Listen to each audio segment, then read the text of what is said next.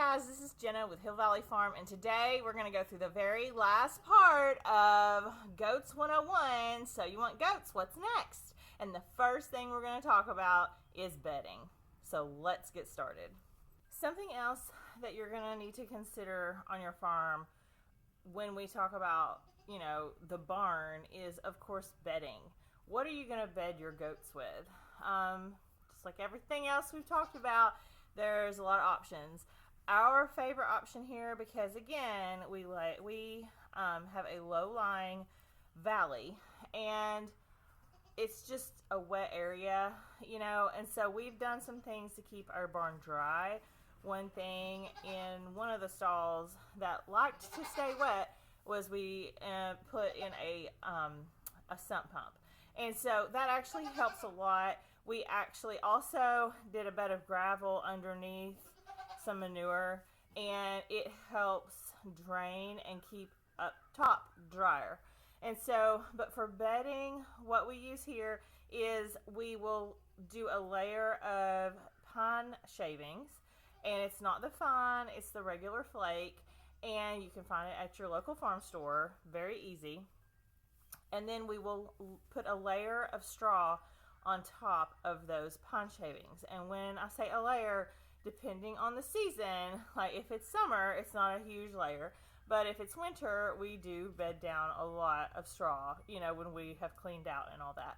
So the idea is the pine shavings will absorb the moisture, and the straw will keep the moisture moving down into the pine shavings. And it seems to work very well for us here. And so this is straw behind me. We typically keep several bales at a time on hand for when, like right this time of year, we're doing the deep bedding method where we are not cleaning out the barn at all. We are just continuing putting layers and layers upon layers of straw. And of course I'm not using pine shavings in the main area right now. I will use pine shavings in the kid area when we will put shavings down and put straw, and then we put a mama and kids in there. When we remove them, we clean that entire pen out. I mean, they're very small, so it's not hard at all. And then I'll do it again. And so it has really served us well doing that.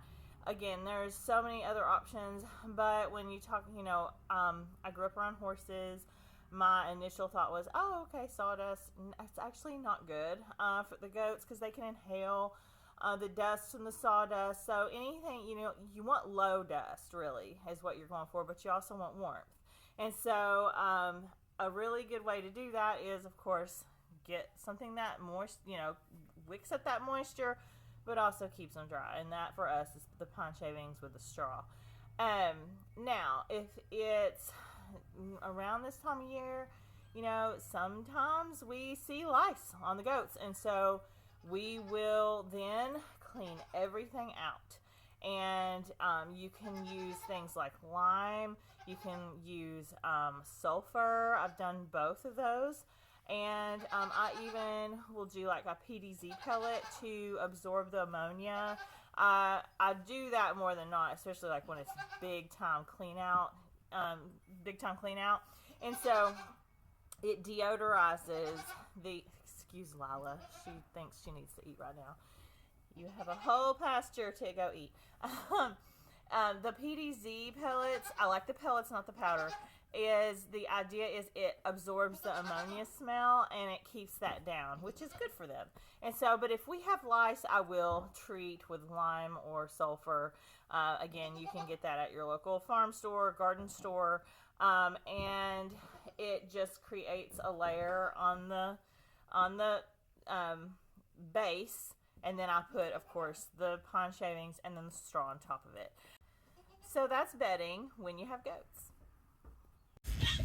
So one thing that you're going to probably want, it's not a necessity, but if you breed goats, whether you show them or not, you need to have a good way of clipping their udder and surrounding area right before. It's like a pre-kidding clip, and you're going to want some pretty good clippers. You can get some cheapos. But we really love the Andes clippers. These are just cheaper of the Andes brand, but we also love the 2-speed, and those clippers will last me as much as we clip, a few years, and we clip a lot here because we do show. But right now I'm doing a pre-freshening clipping of her udder. This is Mirabella, of her udder, and I'm also gonna get back here on the back of her legs. I'm also going to do this with her tail and get all the long hairs away, because what I'm wanting is it to be nice and clean and sanitary, because when she kids, it can be kind of messy, and we always clean them up, and so it just makes that job a lot easier on me if the hair is shorter and I can just wipe it away. But also we like to clip that udder because we like to see, number one, what we're looking at, but also it takes away the little hairs on the teats so that the kid can latch on and the hair isn't confusing and it's not irritating to them, because right now long hair is irritating to them when you touch it on their udder. So really good clippers. That is a very good recommendation for me. You don't have to have them to own dairy goats, but if you're going to breed them, they just help your life become a little bit easier. In addition to certain things that you need on a dairy goat farm, this is actually one of them. This is called a CD&T vaccine. I love the Colorado Serum brand because CD&T vaccine is known for sometimes in some does creating a CD&T lump. And because of that, I chose to go with one that is a little less, has a little less potential to cause a lump, and that is the Colorado Serum brand. We give this annually, but also we give it to does when they're 30 days out from kidding. So 4 weeks, 30 days. And so today, it is January 14th, and she is due on February 14th. So she is exactly 30 days out from her due date. So that's why we're giving this shot. So the purpose of the vaccine is the C and D is the Clostridium perfringens. That is just a fancy term for a toxoid that can happen in the gut. It's like a bacteria that lives there. If they get super stressed or something happens that's bad to them, or just in general a change, that bacteria can actually overtake the rumen and it can get very deadly for them. It can get toxic. So it's also called overeating disease. And so we do that, but also the T in the CD&T stands for tetanus. Tetanus is exactly what you have always heard of. It's like a lockjaw. It's a very neuromusculoskeletal issue where they tense up and they get really stiff. It's a very, very painful death. And so that's not something that I'm interested in our goats getting. And so we try to vaccinate. We vaccinate for that. So all you need is the CD&T, a needle, and syringe. I use a 3cc syringe. It's the dose is 2 cc's, 2 mLs. For any goat, any age, any size. That's the only, I think, drug that we do that we give that is just a one size fits all kind of thing. I use an 18 gauge needle, 1 inch, and I just find that it I like things to go in quicker and be done because they don't love getting a shot. And so all you do, I like to come over here at the point of elbow, and I pull and tint the skin. She's very furry. I will put the bevel where the hole is towards me, and I will go down into the skin. I pull back to make sure I'm not in a blood vessel. That has happened. And so if you do get into a blood vessel, you just readjust. Squeeze and pull the needle out, and then I rub. And so it's as simple as that. So she has now had her CD&T vaccine before she kids. Now, I always put the CD&T at the same site. So if you get a goat from us, I will say on the bill of sale, they had their CD&T on the left side at the point of elbow. That is because, again, even with this one, it can create a CD&T lump. And so nobody in the goat world likes a lump. It freaks us out. So if I know where I gave that CD&T, I know what that is and I can watch it. Fortunately, again, with this one, I really don't have that problem. But if it happens, I'll know where it is. So that is giving your goat a CD&T and why. Now, there are all kinds of other things that we keep in our medicine cabinet, but that is a different conversation for a different day, because some things work for others that don't work for me and vice versa. So there are certain things I like to keep on hand, but I also don't like to tell you what to get, because it's just kind of encroaching on the management thing. And so this is something that pretty much every breeder I know does. There's a few that don't, but I have seen the effects of the CD&D, and I know what tetanus is. And so, not personally, but from a friend standpoint, and I would not wish that on anyone. So that is why we give the CD&T vaccine. Again, 30 days before or annually. So that is it. Another thing you're going to want to consider when you have goats are, how are you going to feed the critters? And so one thing is we use bowls, and we use multiple bowls. There's a whole stack here. There's a couple more over there. There's even some of those long troughs, the black troughs right there, and they are just great for setting down, like putting grain in them and putting them into the area and letting the goats eat. Now, the biggest and most important thing, if you're gonna go that route, is you gotta pick them up. You can't leave them down. We have chickens here, we have turkeys and peafowl and the goats, and the last thing you want are your precious animals using the restroom in your feed bowls and having to clean them, and that's just not sanitary. So we put them down when we feed them, and we immediately pick them up, and it's just not hard. It doesn't take a lot of time. They scarf down their food and they're done. And so that is feed bowls. The other thing along with feed bowls will be, and we talked about fresh water, we have a lot of buckets. And so we have, I don't even know at this point how many 2-gallon buckets we've got, and we've even got a bigger one over here and right there. And so we have them hanging on the wall here. We have them hanging in different areas. When it's on the other side, they're hanging and setting on the ground. We really like it when it's cool during the day for them to be in the sun. Obviously, they're not in the sun right now, but every day they get dumped and put fresh water in, at least in the morning and in the evening, depending on the time of year it is. Like right now, it's been really, really cold, so we've been really checking them every couple hours, and that's, of course, because we have been home.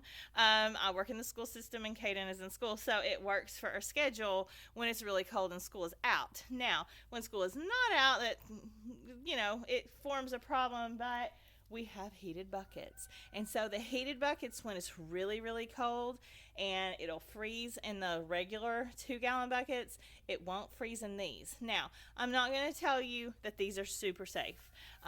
Obviously, there comes a risk with anything electrical in your barn, but they will keep your water from freezing. They don't get hot, they just activate when the temperature rises above 32. And I feel like we've talked a little bit about those in the past, but I really wanted to kind of get that out there. We've got one here, one behind me that you can see now, and then of course I have one with Lila and her kids. And so that is the story on buckets. You just can't have enough. Another thing to consider when you have a dairy goat, or really any type of animal, is how are you going to contain that animal when you need to assess it, look it over, do a treatment on it, trim its hooves, check its FEMACHA. And the answer to that when you are talking about especially dairy goats is a milk stanchion or milk stand. And so we have ones built in. You've seen it many times because we've got a 2 head gate here, and then on the other side another 2 head gate. And so I can get 4 goats at once when I'm milking. But sometimes I don't really, like, these are way high up. Like this, their head is right here on my level when they're on this stand. And so, like for the older does, like May and Elfwin, I don't want to make them climb up these. And so we have the other stanchions. They're actually outside right now because we had to bring some straw in here yesterday, but we'll get those in. But we have a small metal one and a larger wooden one. The wooden one is taller. It actually helps me a lot when I am having to trim hooves and I really want them up a little bit higher. I have a thing where they can jump up onto something and then onto that. We used to have a ramp. I don't know what happened to it whenever we were milking full time on that wooden stand. We love the metal stand though for when we shave or clip the goats because the hairs fall through the metal and it's just great. And the metal stand is a little bit lower, so for does like May, I always put her on that one because it's just lower. It's easier for her to get on and off of. So those are things you have to think about. You know, if you have older goats, you can't, she could get on the big ones up here, or I could just lift her, and I don't really want to do that. And so it's just easier for her to have, a shorter stanchion. But you do have to think about, where am I going to give my CD&Ts? Some people have been known to hang like juniors from like it's like a sling, and they'll put the junior in the sling and they'll hoist it up a little bit and they'll trim their hooves using that sling. I think that is genius. I would love to do that. I just haven't ever done it. I just put them on the stanchions. But that's really awesome. But you need a place to put that goat if you need to take a temperature and you're by yourself, or you're trimming hooves, or they need their CD&T. There's just all kinds of reasons why you need a stanchion, and so that's something that we absolutely cannot do without here. The next thing is a something to weigh your animal with. I know that some people have these measuring tape apparatuses that you measure your goat, and that's going to tell you how much they weigh. For us here, that has never been more inaccurate. And so we ended up buying a set of scales for the farm, and this is actually dog scales that we found on Amazon, and it's very reasonable in price. And this is actually my second second scale, because the other ones, I mean, it lives out here in the barn. It doesn't live on the milk stanchion, obviously. It stands up on its end over next to my countertop. But it's out here in the elements, in the cold, in the heat, And so I could not dose medications or know if my kids are growing if I didn't have this. And this is so important. Knowing if your kids are gaining weight is one of the most important things you're going to do if you are breeding, because you got to know. You can't, we're with them every day. It's really hard for me to tell you, oh yeah, they've grown like 2 inches. I don't know. But if I can measure their weight, I know they're gaining weight. They're doing what they're supposed to do.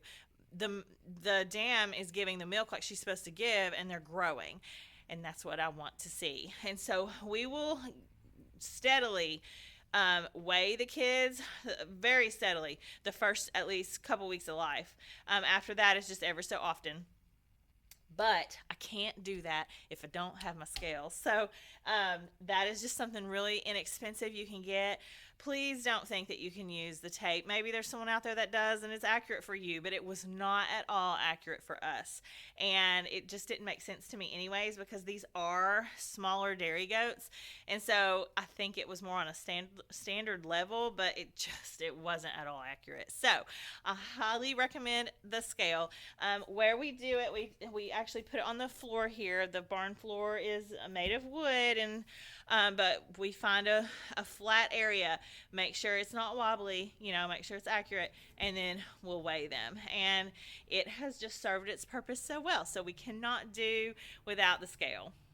So while there are so many other things that you might need and consider, like, what type of bowls and how you're going to feed them and all that, we're going to end the series here because we feel like there's just so many things you could do. But those are the things that we can't run the farm without, especially the dairy goats. And so, excuse the backdrop here. That's another thing would be tarps. Tarps are very handy. They keep out wind when you need them. And like I had mentioned before, when we talked about the barn, it's got the slats and it really allows airflow. But there are times when you don't want the airflow quite so much. And that one of those times was last week. And so, or the last few weeks. And so we put those up. We will most likely be removing them this week because it's supposed to get warmer temps and just be a lot nicer. I'm actually by myself in here without the goats because they are out grazing and enjoying the sunny day. For once, we're having a really nice, beautiful day, and we're so grateful for that. So if you have any questions at all, ever, of course, ask.